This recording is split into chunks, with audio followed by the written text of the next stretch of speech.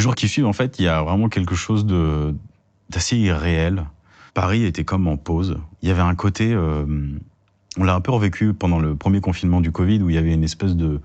Je sais pas, l'oxygène s'était arrêté, quoi. Il y avait une pause. Et c'est un truc qui se passait aussi en nous. Parce qu'on est tellement choqués, en fait. On est tellement... bloqué à ce qu'on a vécu ce soir-là, et dans nos têtes et physiquement, qu'on a du mal en fait à renaviguer dans la vie quotidienne, quoi. J'étais vraiment déphasé, et ça a duré 1 an, je pense, ça. Moi, j'avais peur des chantiers, par exemple, parce qu'il y avait des marteaux-piqueurs, les gros bruits. J'avais peur des livraisons, j'avais peur des rideaux de magasins. J'avais extrêmement peur des mouvements de foule, par exemple. Pas forcément des mouvements de foule dangereux, mais par exemple, souvent dans le métro, quand on voit plein de gens sortir du métro en même temps, bah ça, c'était quelque chose pour moi qui était extrêmement dur. Et on a vu des dizaines et des dizaines de personnes s'échapper du Bataclan, et entre autres, certaines s'effondrer, parce qu'on leur tirait dessus, en fait. On capte tous les signaux qu'on voit, et notre cerveau interprète aussi les choses d'une manière qui est pas juste. Un rideau de magasin, c'est un rideau de magasin, c'est pas un coup de feu, mais lui, il entend un coup de feu. L'hypervigilance est partie au bout de 2 ans, et ensuite, elles sont restées les insomnies, les cauchemars, voilà, ce genre de choses qui sont parfois même plus handicapantes pour moi que l'hypervigilance. Ouais.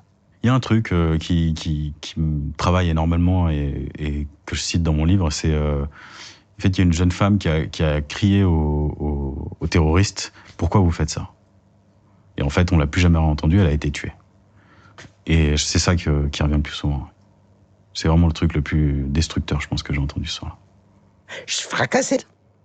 La vie d'après, elle n'existe pas, en fait. On compose avec la vie d'avant. Moi, j'étais barman. J'ai été en arrêt maladie jusqu'en 2018.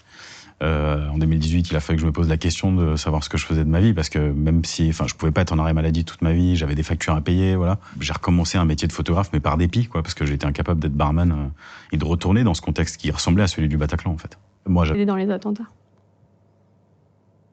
J'ai eu la chance de connaître une psy, en fait, je lui rends hommage aujourd'hui, parce que je dis souvent qu'elle m'a sauvé la vie. Elle a été psychologue, clinicienne pour, entre autres, la brigade criminelle à Paris. C'était tellement brutal que je me voyais mal aller voir une psy de ville, quelqu'un qui n'est pas spécialisé dans les psychotraumas, en fait.